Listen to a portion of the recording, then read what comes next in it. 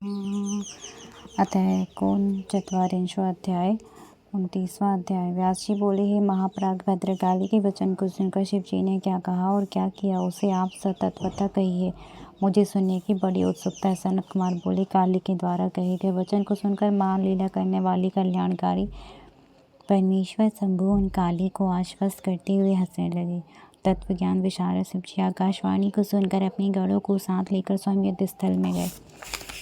वीरभद्रादि गढ़ों और अपने समान भैरवों तथा क्षेत्रपालों को साथ लिए हुए महावृषभ पर आरूढ़ होकर महेश्वर वीर रूप धारण कर युद्ध भूमि में पहुंचे। उस समय वे रुद्र मूर्तिमान काल ही प्रतीत हो रहे थे। शंखचूड़ ने शिवजी को देखकर विमान से उतरकर परम भक्ति पूर्वक भूमि में गिरकर सिर से उन्हें दंडवत प्रणाम किया। उन्हें प्रणाम करके यह योग मार्ग से पुनः विमान पर जा चढ़ा और शीघ्र ही उनसे कवच धारण कर धनुष बाण उठा लिया। उसके बाद शिव तथा उन दानवों का 100 वर्ष पर्यंत घनघोर युद्ध होता रहा, जिसमें निरंतर वर्षा करते हुए मेघों के समान बाणों की वर्षा हो रही थी। महावीर शंखचूड़ शिवजी पर दारुण बाण छोड़ रहा था, किंतु शंकर जी अपने बाणों से उन्हें छिन्न भिन्न कर देते थे। दुष्टों को दंड देने वाले तथा सज्जनों के रक्षक विरूपाक्ष महारुद्र ने अत्यंत क्रोधपूर्वक अपने शस्त्र समूहों से उनके अंगों पर प्रहार किया। उस दानव ने भी वेग युक्त होकर अपनी तीक्ष्ण तलवार एवं ढाल लेकर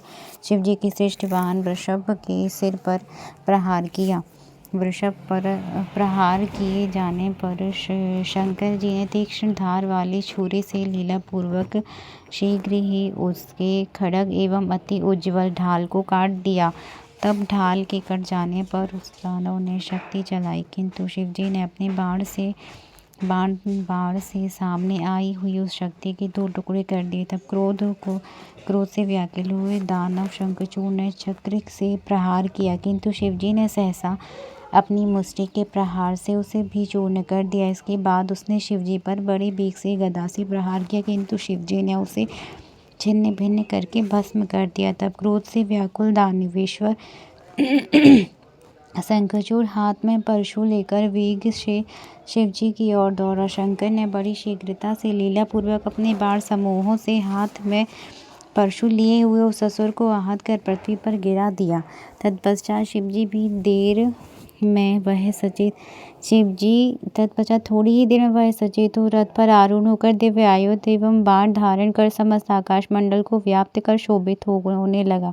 उसे अपनी ओर आता हुआ देखकर शिवजी ने आदरपूर्वक डमरू बजाया और धनुष की प्रत्यंचा की दुस्सह ध्वनि भी की। जब प्रभु गिरीश ने शंखनाद के द्वारा दुस्सह ध्वनि भी की, प्रभु गिरीश ने शंखनाद के द्वारा सारी दिशाएं पूरित कर दी और स्वयं असुरों को भयभीत करते हुए गर्जना करने लगे। नंदीश्वर ने हाथी के महागर्भ को छोड़ा देने वाली महानादों से सहसा पृथ्वी, आकाश और 8 दिशाओं को पूर्ण कर दिया।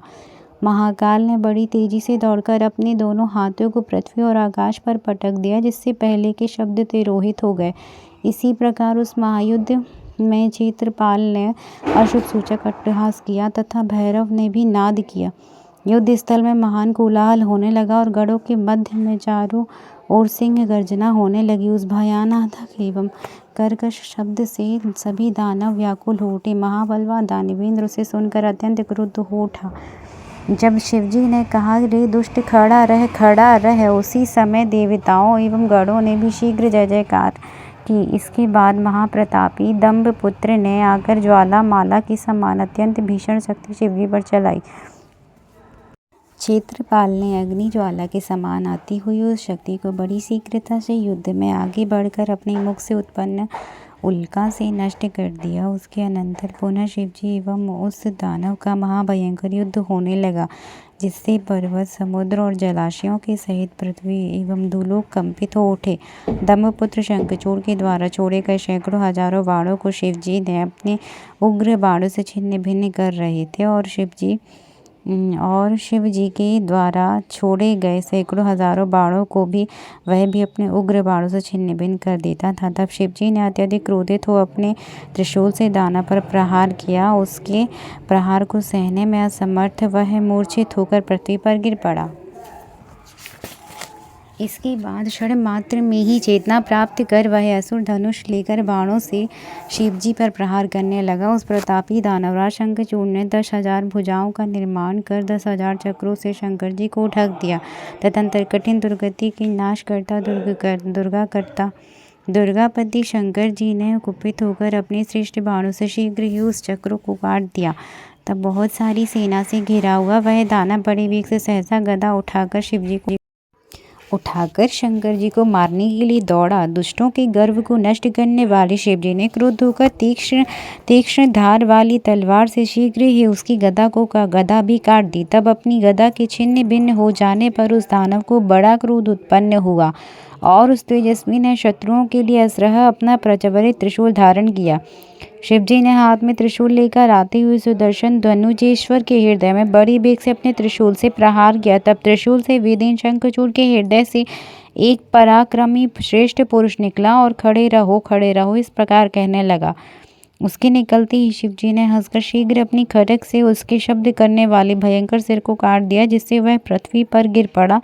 इधर काली ने अपना उग्र मुंह फैलाकर बड़े वेग से अपने दांतों से उस असुरों के सिरों को पीस कर चबाना प्रारंभ कर दिया। इसी प्रकार क्षेत्रपाल भी क्रोध से भरकर अनेक असुरों को खाने लगे और अन्य शेष बचे। वे भैरव के अस्त्र से छिन्न भिन्न होकर नष्ट हो गए। वीरभद्र ने क्रोधपूर्वक दूसरे बहुत से वीरों को नष्ट कर दिया एवं नंदीश्वर ने अन्य बहुत से देव शत्रु असुरों को मार डाला। इसी प्रकार उस समय शिवजी के बहुत से गणों ने देवताओं को कष्ट देने वाले अनेक दैत्यों तथा असुरों को नष्ट कर दिया। इसी प्रकार उनकी बहुत सी सेना नष्ट हो गई और भय से व्याकुल होकर अनेक दूसरे वीर भी भाग गए। जय जय श्री शिव महापुराण 39वें अध्याय की जय हो। हर हर महादेव, हर हर महादेव, हर हर महादेव।